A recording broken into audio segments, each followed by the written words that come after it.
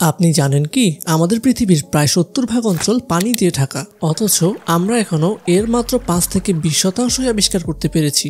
হ্যাঁ, এই জলের জগৎ এতটাই অজানা আমাদের কাছে। এই তো গেল পৃথিবীর খবর, কিন্তু আপনি জানেন কি মঙ্গল গ্রহেও পানি আছে, এমনকি শনি গ্রহের উপগ্রহেও পানি আছে।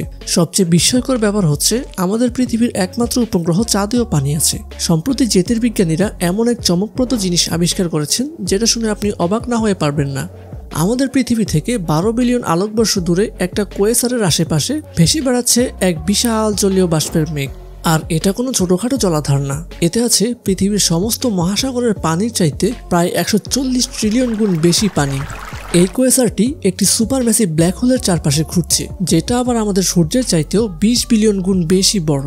আর সেই কোয়েসার এতটাই শক্তিশালী যে একাই হাজার হাজার ট্রিলিয়ন সূর্যের সমান শক্তি ছড়িয়ে দিচ্ছে। তবে একটা ব্যাপার মাথায় রাখুন, আমরা আজ যা দেখছি তা আসলে অতীত। আলো যেহেতু সময় নিয়ে আসে, তাই এই কোয়েসারটিকে আমরা দেখছি তখনকার অবস্থায়, যখন মহাবিশ্ব অনেক ছোট এবং তরুণ ছিল। নাসার গবেষক ম্যাক ব্র্যাডফোর্ড বলেছেন, এই কোয়েসারটির পরিবেশ এতটাই ইউনিক যেখানে এমন বিশাল পরিমাণে পানি সৃষ্টি হওয়া সম্ভব।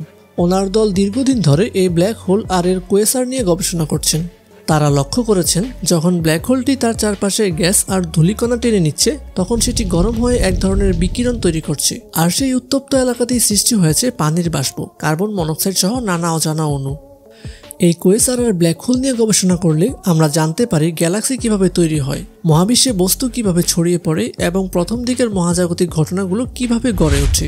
কোয়েসার সম্পর্কে জানলে মনে হয় যেন আপনি টাইম মেশিনে করে মহাবিশ্বের অতীতে ফিরে গেছেন। এর আলো এসেছে বিলিয়ন বিলিয়ন বছর আগে থেকে, মানে আমরা যেন মহাবিশ্বের শৈশবের ছবি দেখছি। এবার চলুন ফিরে যাই সেই বাষ্পের গল্পে।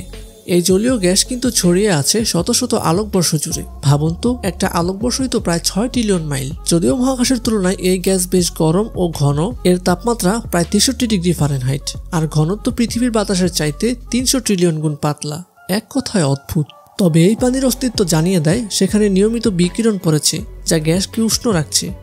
আশেপাশে পাওয়া গেছে আরও কিছু মূল্যবান অণু, যা ভবিষ্যতে নতুন তারা গঠনে কিংবা ব্ল্যাক হোলের আকার আরও বাড়াতে সাহায্য করতে পারে। এত দূরের কোয়েসারে পানি পাওয়া মানে মহাবিশ্বে জীবনের উপাদানগুলো বহু আগে থেকেই ছিল। পানি মানেই শুধু জীবন না, বরং তারা আর গ্যালাক্সি জন্মেরও গুরুত্বপূর্ণ ভূমিকা রাখে। এবার নিশ্চয়ই আপনার মনে প্রশ্ন জাগছে, এই বিশাল পানির খোঁজ বিজ্ঞানীরা পেল কিভাবে?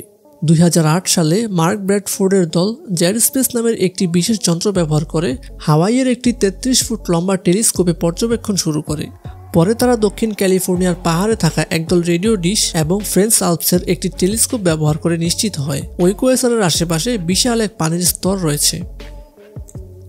তবে এটাই মহাকাশের পানির একমাত্র উৎস নয়। সাম্প্রতিক এক গবেষণায় দেখা গেছে মঙ্গল গ্রহের ভেতরে গভীরে তরল পানির রিজার্ভ আছে। ভবিষ্যতে নভোচারীরা হয়তো এই পানি ব্যবহার করে মঙ্গল গ্রহে দীর্ঘমেয়াদী মিশন চালাতে পারবেন। কিন্তু সমস্যা হলো, এতটাই গভীরে পানি লুকিয়ে আছে যে আমাদের বর্তমান প্রযুক্তি দিয়ে সেখানে পৌঁছানো সম্ভব না। মঙ্গলে বর্তমানে কিছু বরফ আছে যা মাটির একটু নিচে বা পৃষ্ঠের উপর গেলে দেখা যায়। তবে প্রাচীন মঙ্গল গ্রহে ছিল বিশাল বিশাল মহাসাগর। প্রশ্ন হলো, সেই পানি কোথায় গেল? হয়তো সেটা মহাকাশে হারিয়ে গেছে, অথবা মঙ্গলের অভ্যন্তরে আটকে আছে। এখন চলুন চাঁদের দিকে তাকাই। চাঁদেও পানি আছে, তবে সেটা হ্রদ বা নদী আকারে না, বরং বরফের মতো জমে আছে, বিশেষ করে চাঁদের মেরু অঞ্চল, যেগুলো কখনো সূর্যের আলো পায় না। এরপর আসে শনি গ্রহের ছোট্ট উপগ্রহ এনসেলাডাসের গল্পে। মাত্র ৩১৪ মাইল আকারের এই উপগ্রহটা যেন একটা বরফে মোড়া বল।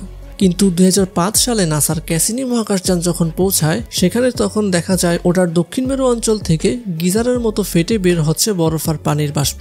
মানে ওর ভেতরে একটা বিশাল সমুদ্র আছে। তাই বিজ্ঞানীরা মনে করছেন এটা হতে পারে ভবিষ্যতে প্রাণ অনুসন্ধানের সেরা জায়গা। আর আছে বৃহস্পতি গ্রহের উপগ্রহ ইউরোপা, যেখানে আছে এক বিশাল লবণাক্ত সমুদ্র, যা হয়তো পৃথিবীর সব মহাসাগরের চেয়েও বেশি পানি ধরে রাখতে পারে। এই সমুদ্র একটা মোটা বরফের নিচে লুকিয়ে আছে, আর বৃহস্পতির শক্তিশালী অভিকর্ষজ বল এই বরফের নিচে তরল পানি থাকার সুযোগ করে দিয়েছে। বিজ্ঞানীরা মনে করছেন ইউরোপার বরফের ফাটল দিয়ে মাঝে মাঝে পানির ফোয়ারা মহাকাশে ছুটে যায়। যদি এটি সত্যি হয়, তাহলে তো বরফে ছিদ্র না করেই আমরা ইউরোপার পানি বিশ্লেষণ করতে পারবো। এই পানির অস্তিত্ব, অনুর উপস্থিতি আর বৈজ্ঞানিক বিশ্লেষণে আমাদের একটা বিষয় বলে, মহাবিশ্বে জীবন গঠনের উপাদানগুলো বহু আগে থেকেই ছিল, আর হয়তো এখনও রয়েছে কোথাও, অপেক্ষা শুধু আমাদের খুঁজে পাওয়ার।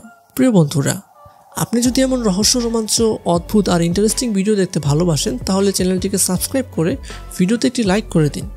কমেন্ট করে জানিয়ে দিন আপনার মতামত, আর অবশ্যই শেয়ার করে অন্যকে দেখার সুযোগ করে দিন। আবার দেখা হচ্ছে নতুন কোনো ভিডিওতে।